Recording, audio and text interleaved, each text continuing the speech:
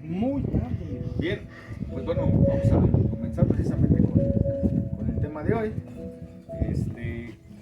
El tema de hoy, ni viernes ni domingo, sábado. Ni viernes ni domingo, sábado. ¿Sí? Ahora, ¿por qué ni viernes ni domingo, sino sábado? Porque pues bueno, el Señor de alguna manera, digo, me alegra mucho cuando tenemos un mismo sentir, porque eso me demuestra precisamente que estamos en el mismo camino. Al inicio precisamente del servicio de hoy, de alguna manera se computaron algunas cosas que dijeron, en cuestión de hablar con la verdad, ¿no? Y el tema de hoy precisamente, pues vamos a hablar acerca de esa verdad. Vamos a hablar acerca de lo que nos han hecho creer por mucho tiempo, que de alguna manera ha sido una mentira disfrazada de verdad, ¿no? Entonces, hoy, pues, si el Señor nos lo permite, voy a tratar de echarle un poquito de ganas para tratar de terminar lo más pronto posible. En caso contrario, pues tendremos que dar una segunda continuidad, ¿no? Pues como siempre, es un placer enorme deleitarme precisamente con la palabra de nuestro Señor y, pues bueno, compartir lo que papá puso precisamente para que de alguna manera nosotros sigamos en la verdad. Porque si algo estoy completamente seguro, mis amados hermanos, es que nuestra responsabilidad es precisamente esa: predicar y hablar con la verdad, ¿no? Este mes, digo, de alguna manera, es un mes donde se practica la santidad, ¿sí? O los días santos, de manera religiosa, ¿sí? De manera teórica. Pero yo les pregunto, ¿qué hay de la práctica? ¿Dónde está la práctica? ¿Qué hay de poner la otra mejilla? ¿Qué hay del amor al prójimo? ¿Qué hay de dar la vida por el amigo? ¿Qué hay de todas esas cosas que la Biblia nos enseña y nos dice que tenemos que hacer cuando hemos aprendido a conocer al Dios verdadero? ¿Dónde están? ¿Dónde quedan? Porque la semana pasada, digo, por ahí de alguna manera celebramos, pues de alguna manera se realizó precisamente el Vía Crucis, la crucifixión de Cristo, pero ¿dónde está el amor? ¿Dónde está la práctica? ¿Dónde están los hechos después de una emoción? Porque conozco más de uno que toda la semana se guardó, no salió, estuvo de alguna manera pues refugiado, porque fueron las prácticas que le enseñaron en un pasado a no salir, incluso a no hacer hasta que hacer. No, me decían por ahí anoche, es que a mí no me dejaban ni siquiera salir a jugar fútbol, porque me decían mis abuelas que cuando yo pateaba la pelota, pateaba la cabeza de Cristo. ¿En serio? Sí. Yo sí me acuerdo que no me dejaban salir, le digo, porque sí, ciertamente se respetaban muchos esos días.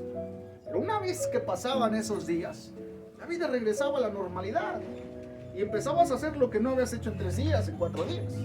¿Sí? Bien. El tema de hoy, ni viernes ni domingo, sábado. Sábado. Es un tema de verdad que enamora a Cristo. Espero pueda llevarnos a la reflexión y al análisis, pero sobre todo podamos entender, mis amados hermanos, que Dios desde el principio siempre trató al hombre o a la humanidad por medio de hechos, y no solo de palabras.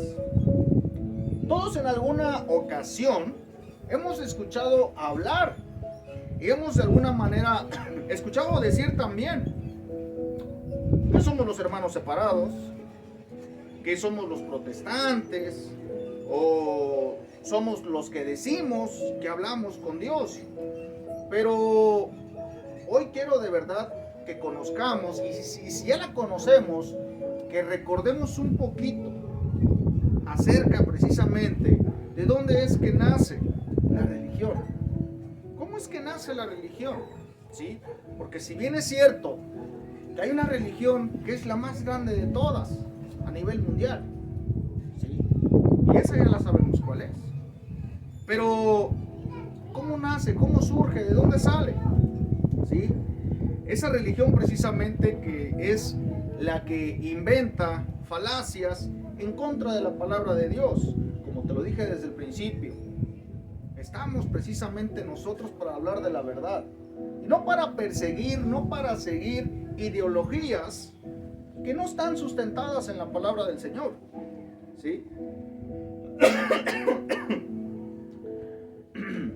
Porque de alguna manera, los que leemos las Sagradas Escrituras, sabemos que hay una sola verdad, y un solo camino, y una sola vida, Cristo Jesús. ¿Sí? Sin embargo, la religión precisamente nos ha enseñado tantas cosas de forma cuadrada.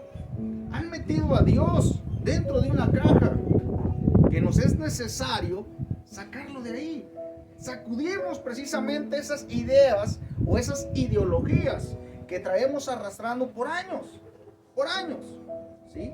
Y entender que Dios es más que una religión, Dios es más que un papa, Dios es más que un padre de una iglesia, es más, Dios es más que un pastor. Amén. Es más todavía que un pastor. Y precisamente hoy hablaremos y veremos algunos puntos que nos llevarán precisamente al análisis y nos llevarán también a la reflexión acerca de la verdad. ¿Quién es la verdad? Cristo Jesús. La religión de alguna manera nace precisamente, según los datos obtenidos, en el año 325 y se desarrolla precisamente o toma más peso hasta el año 787 después de Cristo. Y con ello ponen un montón de trabas, obstáculos para tener una comunión directa con el Señor. Por ejemplo, esto digo, investigando me di cuenta de esto, que dentro de la religiosidad o dentro de la iglesia religiosa se manejan sacramentos, los cuales tienes que cumplir al pie de la letra como obediencia al Señor. El primero de ellos es el bautismo, después es la confirmación, después es la Eucaristía, después es la penitencia. Prosiguiendo a eso sigue la unción de enfermos, después el orden sacerdotal y por último el matrimonio. Y es esa secuencia que tenemos que llevar supuestamente la religión para poder ser hijos de Dios, para poder estar precisamente en comunión con el Señor. ¿Sí? Los sacramentos precisamente corresponden a todas las etapas y momentos importantes de la vida del creyente, estableciendo un paralelismo entre las etapas de la vida natural y las etapas de la vida espiritual.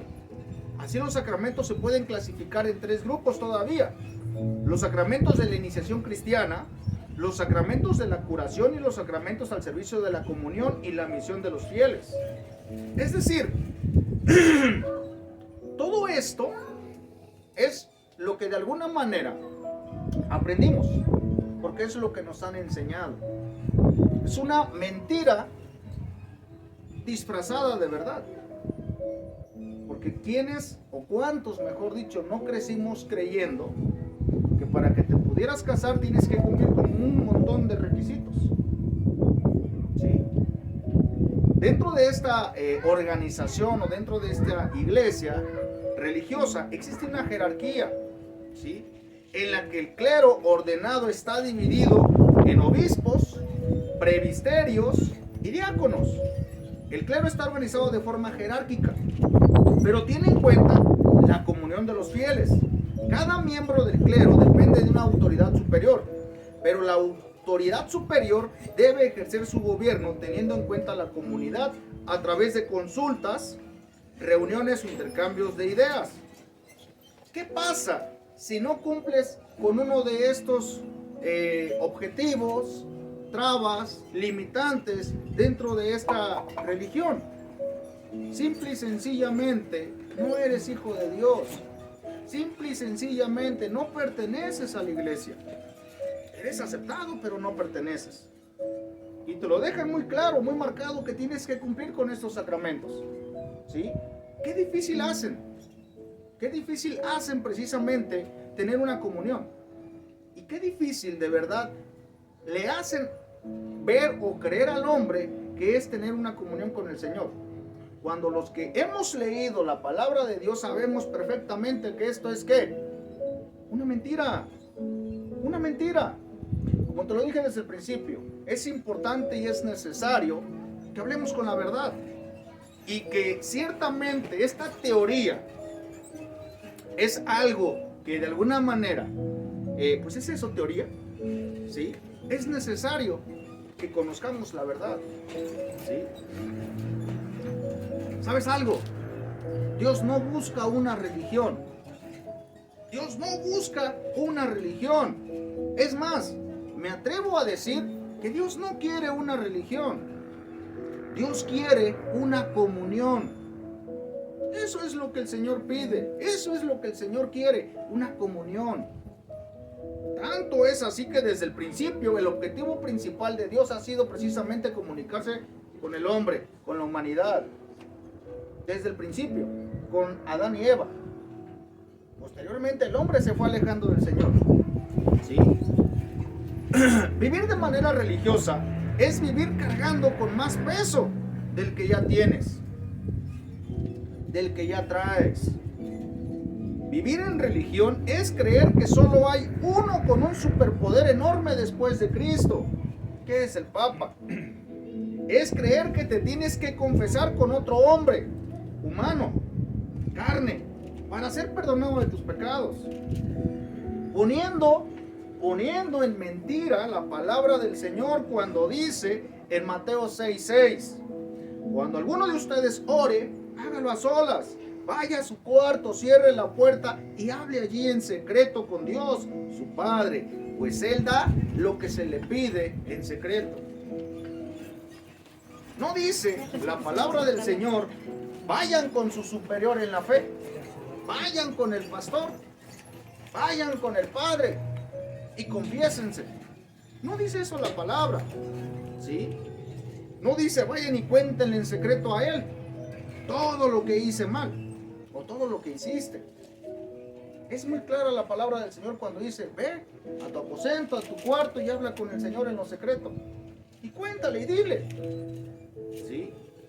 En la Biblia, el sacerdocio, porque sé de alguna manera, por ahí hay algunos videos, ¿no?, que hacen mucho énfasis en la importancia de las jerarquías. Y está bien, porque eso fue lo que aprendieron, porque eso fue lo que les enseñaron y creen que es la única verdad. Y nos hacen creer que es importante que de verdad se sigan manteniendo los sacerdocios dentro de las iglesias. Y en efecto, esto fue como tal algo que el Señor estableció precisamente en el Antiguo Testamento. ¿Sí? El sacerdocio es presentado de diferentes maneras. En el Antiguo Testamento, la tribu de Leví era designada para el sacerdocio y ofrecía sacrificios en el santuario. También existía el sacerdocio de Melquisedec, ¿sí?, una figura sacerdotal anterior a la ley de Moisés. Y hasta ahí estamos bien. Pero, les dijera yo a mis niños, pero ya no estamos en el Antiguo Testamento. ¿Sí? En el Nuevo Testamento se enfatiza el sacerdocio de todos los creyentes, donde se considera que todos los cristianos son sacerdotes, proclamando las buenas noticias del Evangelio. El Señor les dijo, vayan y prediquen el Evangelio, vayan y compartan la palabra, dándoles autoridad precisamente. ¿Sí? Ahora bien, el sacerdocio de alguna manera en el Antiguo Testamento, el sacerdocio levítico, la tribu de Leví fue designada por Dios para servir como sacerdotes, ofreciendo sacrificios y administrando el culto en el tabernáculo y luego en el templo. El sumo sacerdote elegido de entre los levitas era la figura más alta dentro del sacerdocio, responsable de ofrecer sacrificios por los pecados del pueblo. Hasta ahí de alguna manera creo que estamos entendiendo el significado, el poder o la autoridad que tenía el sacerdocio en el Antiguo Testamento. ¿Sí? En Melquisedec, de alguna manera, rey y sacerdote de Salem, es una figura bíblica precursora del sacerdocio, mencionado precisamente en Hebreos 7:12. Dice Hebreos 7:12, en el Nuevo Lenguaje, porque si cambia la clase de sacerdote, también cambia la ley. Repito, porque si cambia la clase de sacerdote, también cambia la ley. Ahora, ¿quién es el sumo sacerdote? en este Nuevo Testamento, en el Nuevo Testamento, ¿quién es presentado como el sumo sacerdote?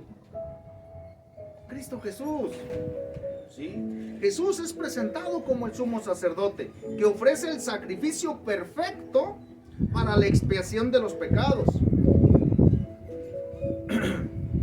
La doctrina del sacerdocio de todos los creyentes afirma que todos los cristianos, gracias a la fe en Jesús, son considerados sacerdotes y pueden acercarse a Dios directamente, por medio precisamente de la predicación del Evangelio.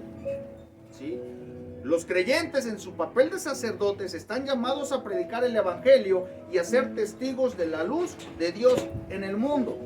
Y la pregunta es aquí, entonces, ¿por qué se siguen estableciendo de alguna manera prácticas religiosas? ¿Por qué? Por ignorancia, por no conocer la verdad. Por poder. Por poder, exacto, por poder. ¿Sí? Por poder. Ahora, con esto de alguna manera, quiero que podamos entender nosotros, ¿sí? Que si existe un sacerdote hoy, es Cristo Jesús, como la máxima autoridad, ¿sí? Por eso precisamente se enfatiza mucho en esto, y por eso es necesario que conozcamos la verdad. Ahora bien, con esto quiero ser claro, y quiero ser muy honesto también para los que nos están viendo a través de las redes sociales. No estamos atacando a nadie, ni tampoco la intención es atacar ni entrar en dilema. Simplemente estamos hablando y vamos a hablar con la verdad en la palabra, ¿sí? Dice Hebreos 7 del 26 al 28. Hebreos 7 del 26 al 28. Dice, Jesús es el jefe de sacerdotes que necesitábamos, pues es santo. En él no hay maldad y nunca ha pecado. Dios lo apartó de los pecadores, lo hizo subir al cielo y lo puso en el lugar más importante de todos. Jesús no es como los otros sacerdotes, no es que todos los días tienen que matar animales para ofrecérselos a Dios y pedirle perdón por sus propios pecados, y luego tienen que hacer lo mismo por los pecados del pueblo. Por el contrario, cuando Jesús murió por nuestros pecados, ofreció su vida una sola vez y para siempre. A los sacerdotes puestos por la ley de Moisés les resulta difícil obedecer a Dios en todo. Esto es en el Antiguo Testamento. Pero después de darnos su ley, Dios juró que nos daría como jefe de sacerdotes a su Hijo, a quien Él hizo perfecto para siempre. Entonces, si la misma palabra nos dice esto, ¿por qué siguen precisamente las prácticas religiosas? ¿Por qué seguimos practicando y creyendo precisamente en una autoridad después de Cristo? Porque de alguna manera te acabo de dar precisamente el orden, no solamente jerárquico, sino que también que está establecido dentro de la iglesia como tal, la iglesia católica. Vamos a decir lo que dicen ellos, ¿no? Es la madre de todas las iglesias. Porque es la más grande, porque es la que tiene más tiempo, ¿sí? Pero eso, de verdad, miren, hijo del agua, traigo ahorita como 17 hojas, ¿sí?, de todo esto, y créanme que no me quedé ni a la mitad de todo lo que pude encontrar, de todo lo que pusieron, precisamente inventaron para acercarse a Dios. En esta semana tristemente vimos precisamente que falleció precisamente el Papa. Y digo tristemente porque al final del día pues es una persona, es un humano, ¿no? Pero no sé si ustedes se dieron cuenta cómo se llenaron precisamente las redes sociales con esta información, donde todo el mundo literalmente se paralizó por el fallecimiento de una persona, ¿sí? Ahora imagínense cómo debería de estar el mundo, porque en mi estado, Michoacán, mueren todos los días personas y que como no las conocen, nadie dice nada, ¿sí? ¿Dónde está precisamente el enfoque? En una sola persona, ¿sí? Bien, después de todo este choro, ¿a dónde quiero llegar? Esta semana que pasó, nos han enseñado por años que tenemos que celebrar y recordar nuevamente la procesión de Cristo, el tiempo en el que Cristo fue crucificado, y todo según la religión, con la única intención de llevarte a la reflexión, al análisis, y de alguna manera que cambies tu vida. Esa es de alguna manera la intención precisamente de estas prácticas religiosas, creyendo erróneamente que los cambios se hacen de afuera hacia adentro, cuando los verdaderos cambios sabemos que son de adentro hacia afuera. ¿Sí? Tanto es así que incluso el Señor sabía que todo esto pasaría, y sabía de alguna manera que en estos tiempos habría personas creyendo en la mentira. ¿Cuál es una de las mentiras más grandes que nos han hecho creer, mis amados hermanos? Decirnos que los cambios en las personas de alguna manera vienen por forma psicológica, vaya. Decirnos que el problema precisamente se encuentra en nuestra mente. Y esa es una mentira que hoy en día prevalece. Te mandan con un psicólogo porque tienes que tener terapia. Te mandan a decir que tienes que acudir a terapia y que el psicólogo te va a ayudar a cambiar tu vida. Y esa es una mentira. Eso es una mentira. Y hoy lo vamos a ver. Y hoy lo vamos a ver. ¿Sí? Cuando la misma palabra de alguna manera nos confirma todo lo contrario. Y nos dicen que lo que tenemos que cambiar no es la mente, sino el corazón. No es la mente, sino el corazón. Los psicólogos, las psicólogas trabajan con la mente. Y todavía te dicen, tienes que terminar el proceso porque de lo contrario no vas a poder avanzar. Terminas el proceso y estás bien 5, 6, 7 meses. Y posteriormente renuevas o regresas otra vez a donde estabas. Y la pregunta es, ¿por qué? Porque solo estuviste trabajando una emoción. Solo estuviste de alguna manera trabajando esa emoción que no podías controlar. Pero la emoción sigue ahí, el daño sigue ahí. Eso que de alguna manera te ha hecho creer en lo que te ha llevado a caer, ahí sigue, ese problema sigue ahí y no se encuentra en la mente. Dice en la palabra del Señor que se encuentra en el corazón, no en la mente. Y precisamente Mateo 15 del 18 al 20 nos lo confirma. Y lo voy a leer precisamente en la traducción del lenguaje actual. Dice, todo lo que comemos o bebemos va al estómago y después el cuerpo lo expulsa. Pero si la gente dice cosas malas, es porque es mala y siempre está pensando en lo malo, en cómo matar, en cómo ser infieles en el matrimonio, en cómo hacer cosas indecentes, o en cómo robar, o insultar a otras personas y mentir. A Dios no le agrada que gente así lo alabe, pero cualquiera puede alabar a Dios, aunque coma sin lavarse las manos.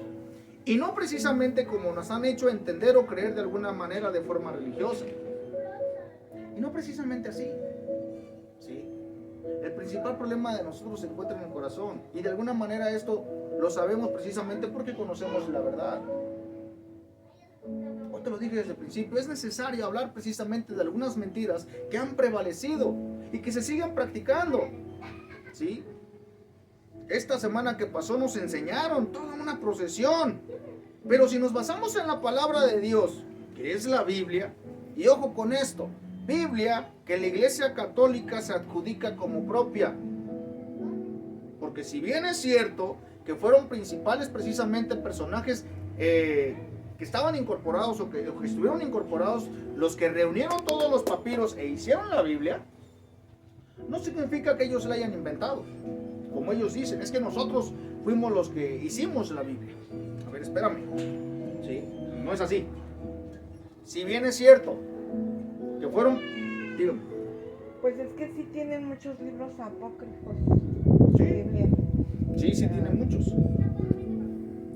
Bien. Sí.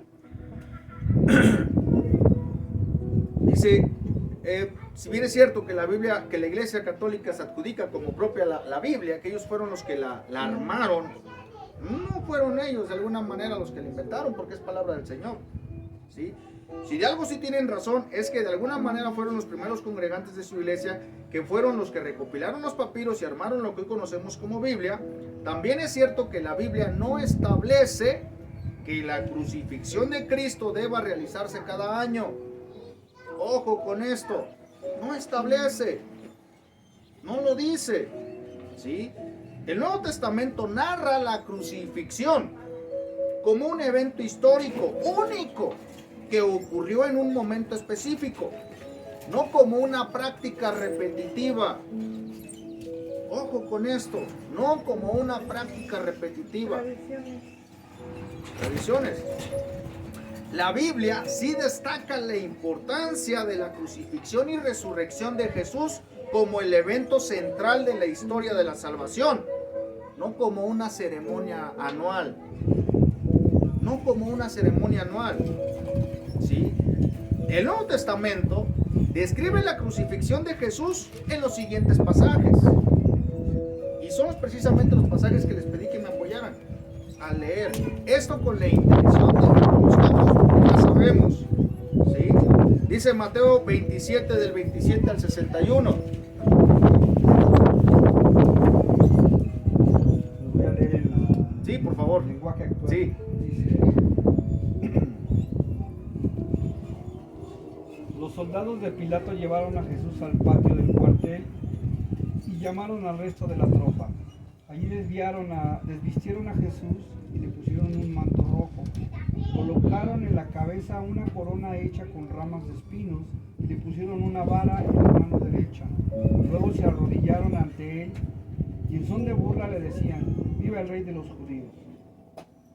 Lo escupían y con la misma vara que le habían dado le pegaban en la cabeza.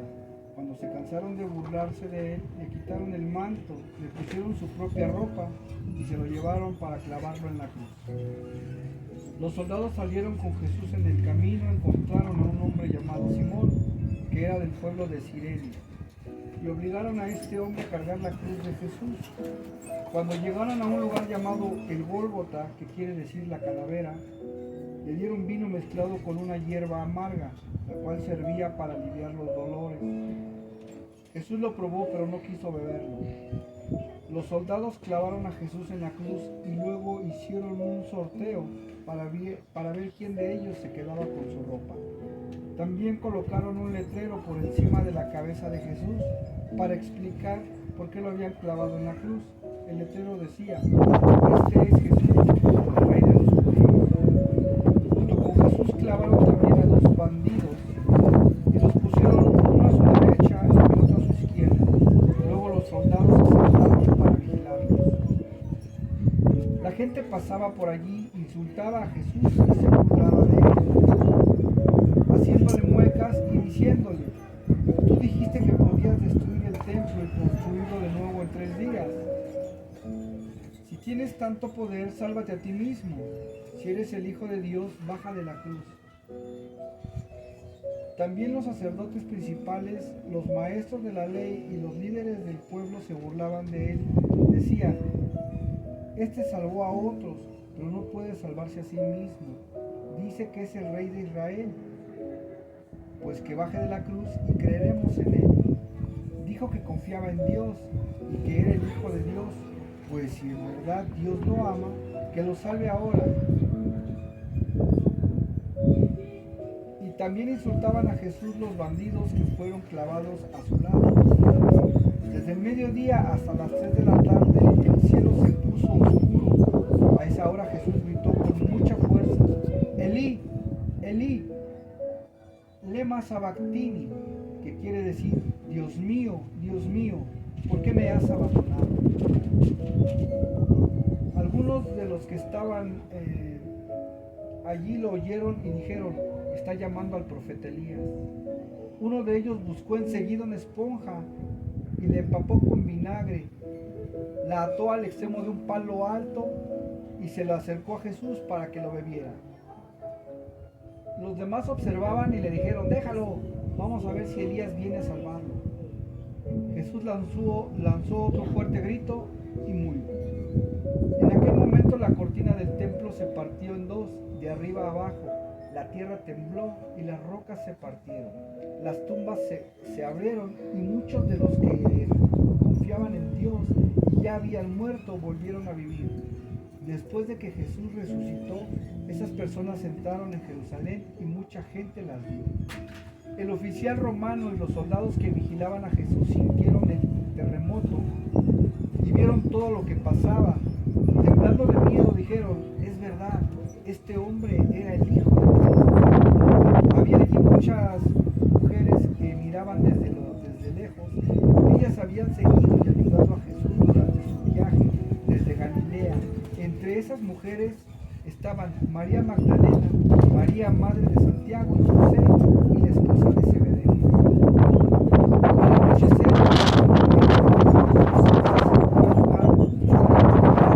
de Arimatea, y se había hecho seguidor de Jesús. José le pidió a Pilato que le permitiera llevarse el cuerpo de Jesús para enterrarlo. Pilato ordenó que se lo diera. José tomó el cuerpo de Jesús, lo envolvió en una sábana y lo puso en una tumba. Era una tumba nueva que hacía poco tiempo él había ordenado construir en una gran José marcó la entrada de la tumba con una piedra muy grande y se fue. Se quedaron sentadas en la otra María. Ahí está precisamente el proceso de crucifixión. ¿Qué es lo que nos invita a nosotros? ¿Qué es lo que nos lleva a seguir creyendo precisamente que una práctica religiosa nos va a acercar más al Señor? La idolatría. La idolatría. ¿Sí? El creer precisamente de manera errónea que con 3 días que te abstengas vas a estar con el Señor. Y 3 días te abstienes. Y 3 días no sales. Y 3 días, incluso en nuestro país, se han dado precisamente como días de alguna manera que no se trabajan, porque pues bueno, ¿no? Tenemos que respetar las tradiciones. Donde de alguna manera se nos deja en claro que el gobierno está sumamente mezclado precisamente con la religión. Esto con una intención y una finalidad, mantener controlada, si no es que a la humanidad por completo, sea nuestro país México. Porque tristemente vemos precisamente que esto se practica más en nuestro país, así como todas las otras tradiciones y cosas religiosas que se practican en nuestro país. Nuestro país es número 1 en tradiciones, en prácticas religiosas. Nosotros celebramos a los muertos y les hemos designado y asignado un día en específico. Un día para los bebés o para los niños chiquitos y otro día para los adultos. Y tanta mentira nos han hecho creer que en efecto esto es verdad. ¿Sí? Cuando la verdad es Cristo. Y cuando la verdad nos ha enseñado que esto es una mentira. Y la pregunta la sigo haciendo yo. ¿Por qué seguimos de alguna manera creyendo en estas cosas? Si bien es cierto que nuestro país es número 1 en tradiciones, en cosas religiosas, también es cierto que nuestro país es número 1 en ignorancia. ¿Y saben por qué? Porque no nos gusta leer. Precisamente nada más por eso. Porque no nos gusta leer. Porque si nos gustara leer de verdad, yo les aseguro que la religión ya ni existiera. Porque entonces conoceríamos la verdad. Y la verdad nos haría libres. Pero por falta precisamente, por falta de gustos en cuestiones de lecturas, es que hoy le creemos a cualquiera. Porque es más fácil que alguien nos engañe, que alguien nos mienta, a que nosotros nos pongamos a leer. A que nosotros nos pongamos a investigar. Marcos 15, del 1 al 47, desde otra perspectiva, la misma situación. ¿Sí? ¿Qué dice Marcos? Dice: muy de mañana, habiendo tenido consejo los principales sacerdotes con los ancianos, con los escribas y con todo el concilio, llevaron a Jesús atado y le entregaron a Pilato. Pilato le preguntó: ¿eres tú el rey de los judíos? Respondiendo él, le dijo: tú lo dices. Y los principales sacerdotes le acusaban mucho. Otra vez le preguntó Pilato diciendo, ¿nada respondes? Mira de cuántas cosas te acusan.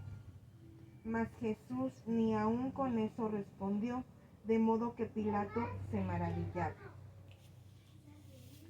Ahora bien, en el día de la fiesta les soltaba un preso cualquiera que pudiesen, que pidiesen. Y había uno que se llamaba Barrabás, preso con sus compañeros de motín que habían cometido homicidio en una revuelta. Y viniendo la multitud, comenzó a pedir que hiciese como siempre les había hecho. Y Pilato les respondió diciendo, ¿queréis que os suelte al rey de los judíos? Porque conocía que por envidia le habían entregado los principales sacerdotes. Mas los principales sacerdotes incitaron a la multitud para que le soltase más bien a Barrabás. Respondiendo Pilato les dijo otra vez, ¿qué pues queréis que haga del que llamáis rey de los judíos? Y ellos volvieron a dar voces, crucifícale.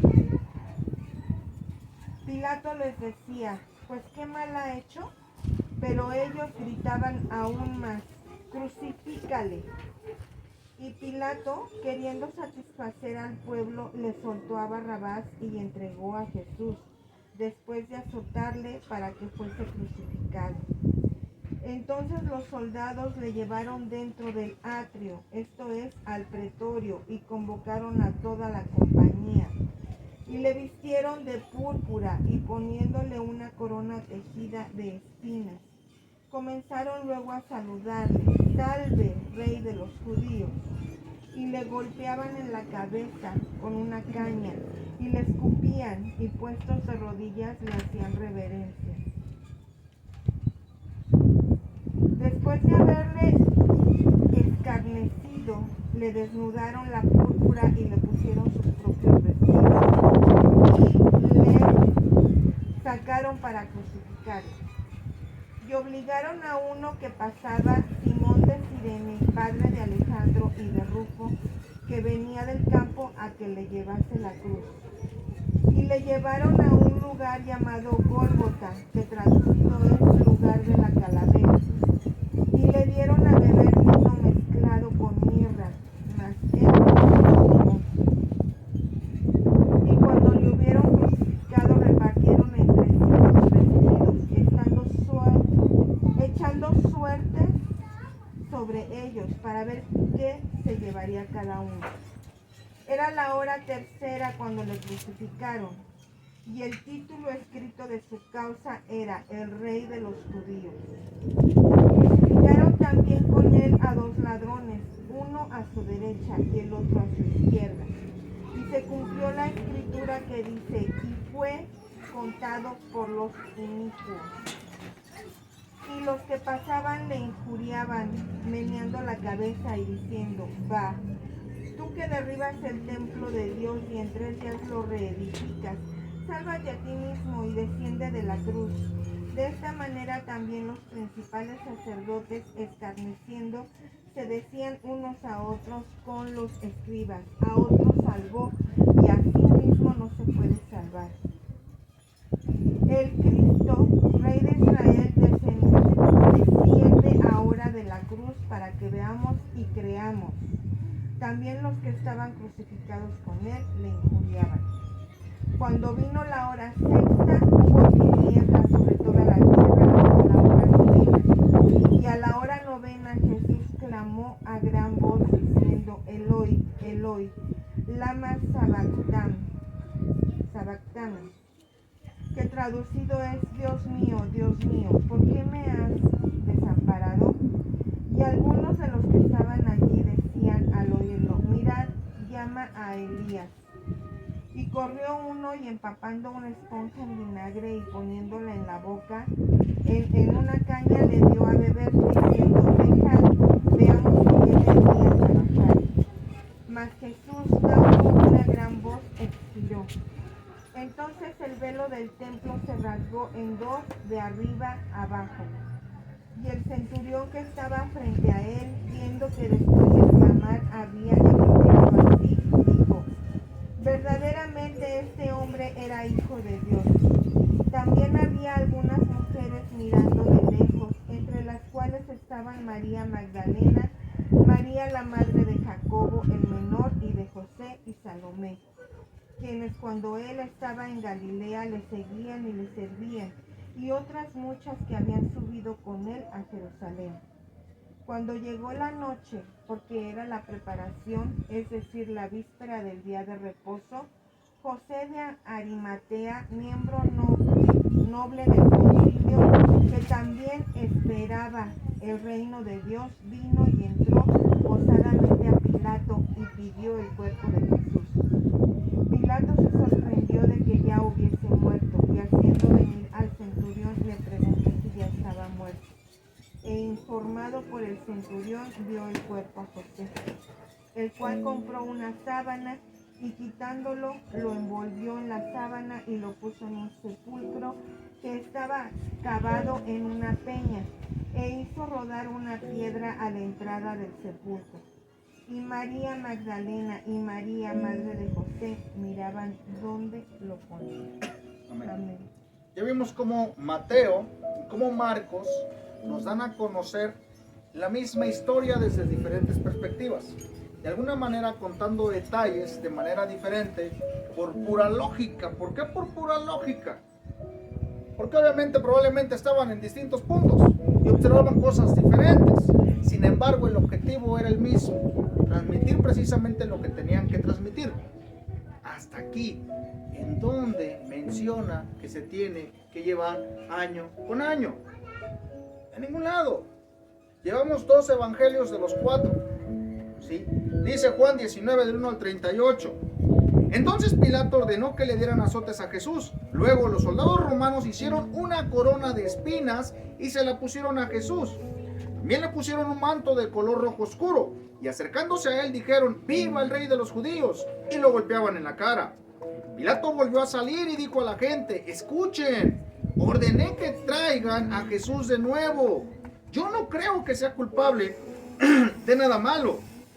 Cuando sacaron a Jesús, llevaba puesta la corona de espinas y vestía el manto rojo. Pilato dijo: aquí está el hombre. Cuando los jefes de los sacerdotes y los guardias del templo vieron a Jesús, comenzaron a gritar: ¡clávalo en una cruz! ¡Clávalo en una cruz! Pilato les dijo: yo no creo que sea culpable de nada, así que llévenselo y clávenlo en la cruz ustedes mismos. La gente respondió: de acuerdo a nuestra ley, este hombre tiene que morir porque dice ser el Hijo de Dios. Cuando Pilato oyó lo que decían, sintió más miedo. Volvió a entrar en el palacio, llamó a Jesús y le preguntó: ¿de dónde eres? Pero Jesús no le contestó. Entonces Pilato le dijo: ¿no me vas a contestar? ¿Acaso no sabes que tengo poder para mandar que te dejen libre o para que mueras clavado en una cruz? Jesús le respondió: no tendrías ningún poder sobre mí si Dios no te lo hubiera dado. El hombre que me entregó es más culpable de pecado que tú. A partir de ese momento, Pilato buscó la manera de dejar libre a Jesús, pero la gente gritó: si dejas libre a ese hombre, no eres amigo del emperador romano. Cualquiera que quiera hacerse rey es enemigo del emperador. Al oír esto, Pilato mandó que sacaran a Jesús del palacio. Luego se sentó en el asiento del tribunal, en un lugar llamado Gabatá, que en hebreo significa el empedrado. Faltaba un día para la fiesta de la Pascua y eran como las 12 del día. Entonces Pilato dijo a los judíos: aquí tienen a su rey. Pero la gente gritó: clávalo en una cruz, clávalo en una cruz. Pilato les preguntó: ¿de veras quieren que mate a su rey? Y los sacerdotes principales le respondieron: nosotros no tenemos más rey que el emperador de Roma. Entonces Pilato les entregó a Jesús para que lo mataran en una cruz y ellos se lo llevaron. Jesús salió de allí cargando su propia cruz y fue al lugar llamado Gólgota, que en hebreo significa lugar de la calavera. Allí clavaron a Jesús en la cruz. También crucificaron a otros 2 hombres, uno a cada lado de Jesús. Pilato ordenó que escribieran un letrero que explicara por qué habían matado a Jesús. el letrero fue escrito en 3 idiomas, hebreo, latín y griego, y decía: Jesús de Nazaret, Rey de los judíos. Colocaron el letrero en la cruz por encima de la cabeza de Jesús. Como el lugar donde clavaron a Jesús estaba cerca de la ciudad, muchos judíos leyeron el letrero. Por eso los sacerdotes principales le dijeron a Pilato: no escribas, Rey de los judíos, más bien debes de escribir: este hombre afirma ser el Rey de los judíos. Pilato les dijo: lo que he escrito, así se queda. Después de que los soldados romanos clavaron a Jesús en la cruz, recogieron su ropa y la partieron en 4 pedazos, uno para cada soldado. También tomaron el manto de Jesús, pero como era un tejido de una sola pieza y sin costuras, decidieron no romperlo, sino echarlo a la suerte, para ver quién se quedaría con él. Así se cumplió lo que dice la Biblia. Hicieron un sorteo para ver quién se quedaba con mi ropa. Cerca de la cruz estaba María, la madre de Jesús, María, la esposa de Cleofás y tía de Jesús, y María Magdalena. Cuando Jesús vio a su madre junto al discípulo preferido, le dijo a ella: Madre, ahí tienes a tu hijo. Después le dijo al discípulo: ahí tienes a tu madre. Y a partir de ese momento, el discípulo llevó a María a su propia casa. Jesús sabía que ya había hecho todo lo que Dios le había ordenado. Por eso y para que se cumpliera lo que dice la Biblia, dijo: tengo sed. Había allí un jarro lleno de vinagre. Entonces empaparon una esponja en el vinagre, la ataron a una rama y la acercaron a la boca de Jesús. Él probó el vinagre y dijo: todo está cumplido. Todo está cumplido. Luego inclinó su cabeza y murió. Era viernes y al día siguiente sería la fiesta de la Pascua. Los jefes judíos no querían que en el día sábado los 3 hombres siguieran colgados en las cruces, porque ese sería un sábado muy especial. Por eso le pidieron a Pilato ordenar que se les quebraran las piernas a los 3 hombres. Así los harían morir más rápido y podrían quitar los cuerpos. Los soldados fueron y les quebraron las piernas a los 2 que habían sido clavados junto a Jesús. Cuando llegaron a Jesús, se dieron cuenta de que ya había muerto, por eso no le quebraron las piernas. Sin embargo, uno de los soldados atravesó con una lanza el costado de Jesús y enseguida salió sangre y agua. Todo esto sucedió para que se cumpliera lo que dice la Biblia: no le quebrarán ningún hueso. En otra parte de la Biblia también dice: mirarán al que atravesaron con una lanza. El que dice esto también vio lo que pasó y sabe que todo esto es cierto. Él cuenta la verdad para que ustedes crean. Después de esto, José, de la ciudad de Arimatea, le pidió permiso a Pilato para llevarse el cuerpo de Jesús. José era seguidor de Jesús, pero no se lo había dicho a nadie porque tenía miedo de los líderes judíos. Pilato le dio permiso y José se llevó el cuerpo. Otra vez, podemos ver de alguna manera detalles precisamente que los diferentes o los otros 2 autores, como es Mateo y Marcos, no nos mencionan. Otra vez volvemos a lo mismo. De los 3 precisamente evangelios que hemos leído, ¿dónde nos dicen que se tienen que practicar? En ningún lado. En ningún lado. Sí. Nos falta uno ya para terminar. Lucas.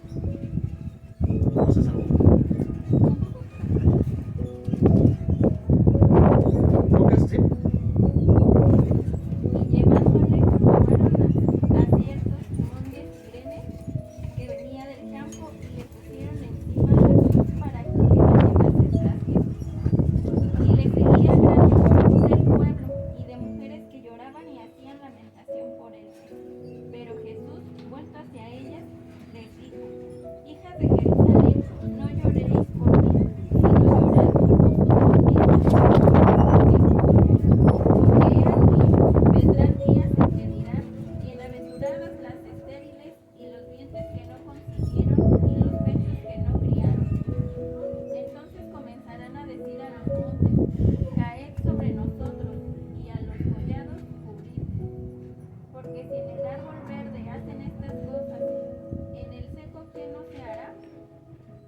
Llevaban también con él a otros 2 que eran malhechores para ser muertos.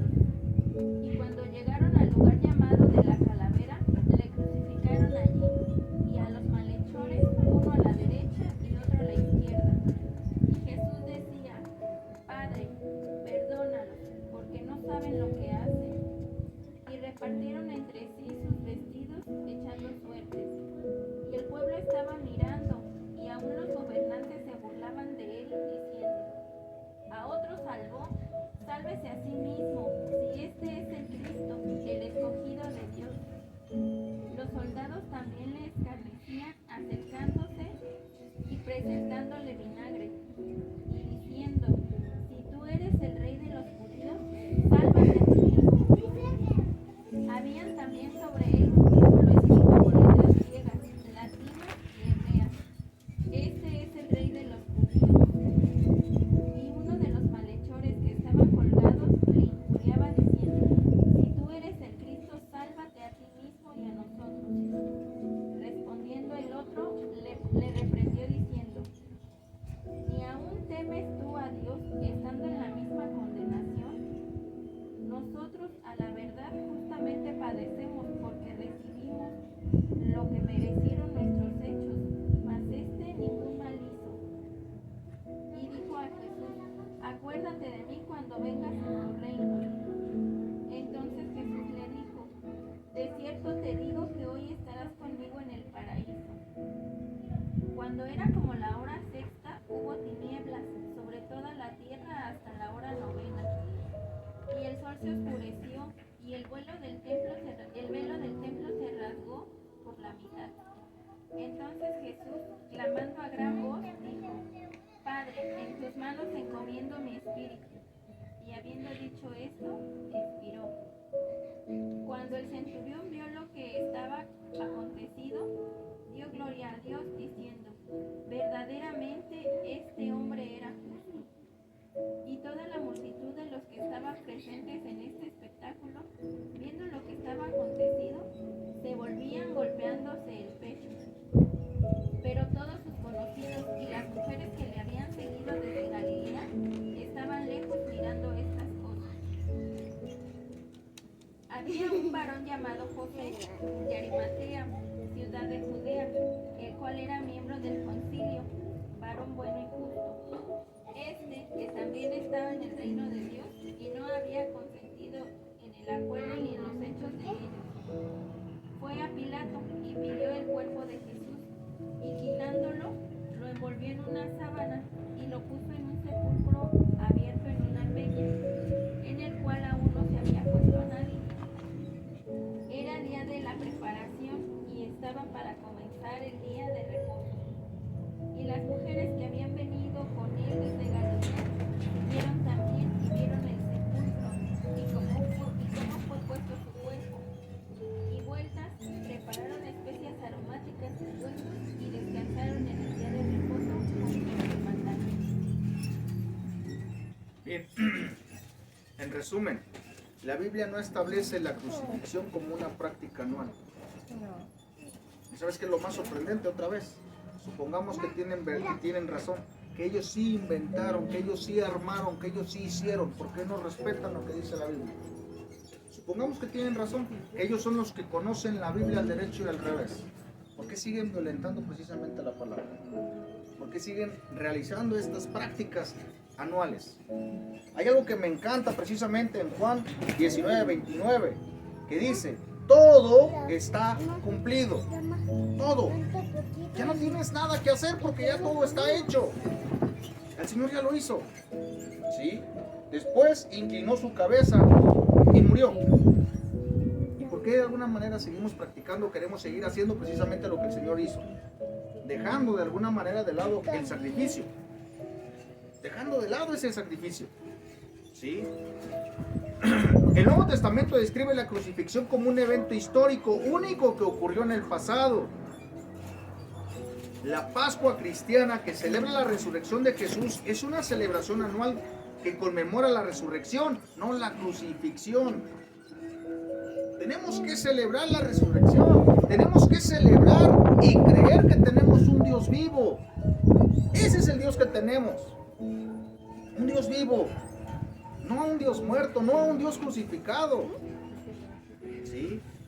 Si bien es cierto que el Señor establece que hay cosas que se deben hacer en memoria de Él, también es cierto que la crucifixión no nos dice: repítanla y hagan otra vez en memoria mía precisamente esto. No, mis hermanos, no. No, el Señor lo único que dejó fue la Santa Cena. Y eso precisamente está en 1 Corintios 11, del 24 al 26.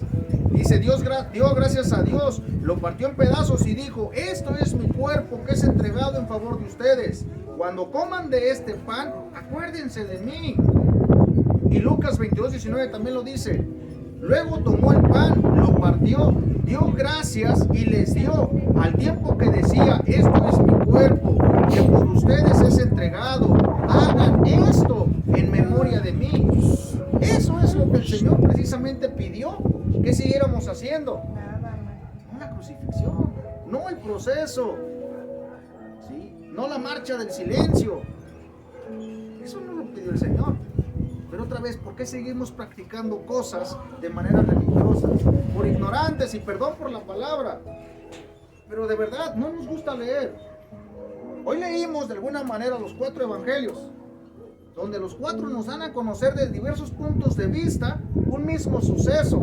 Pero en ninguno de los 4, y de verdad, sé que fue un poco tedioso leer todo el capítulo, pero quería que entendiéramos, en especial precisamente los que nos están viendo, que ninguno de los 4 capítulos, de los 4 evangelios diferentes, dice que tenemos que repetir esto anualmente como lo hemos venido haciendo.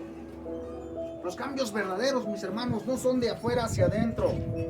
Los cambios verdaderos son de adentro hacia afuera. ¿Sí? Ese es un cambio verdadero.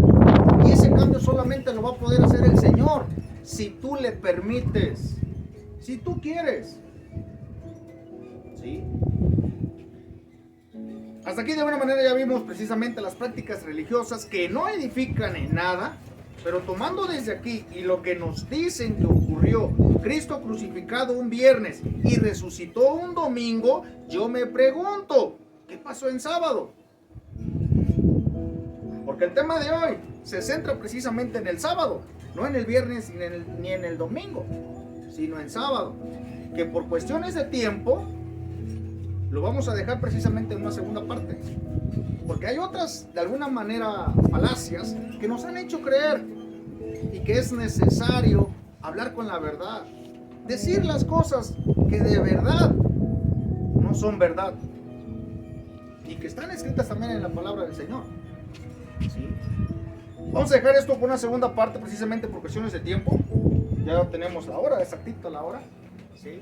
Entonces, la próxima semana vamos a darle continuidad a el tema precisamente.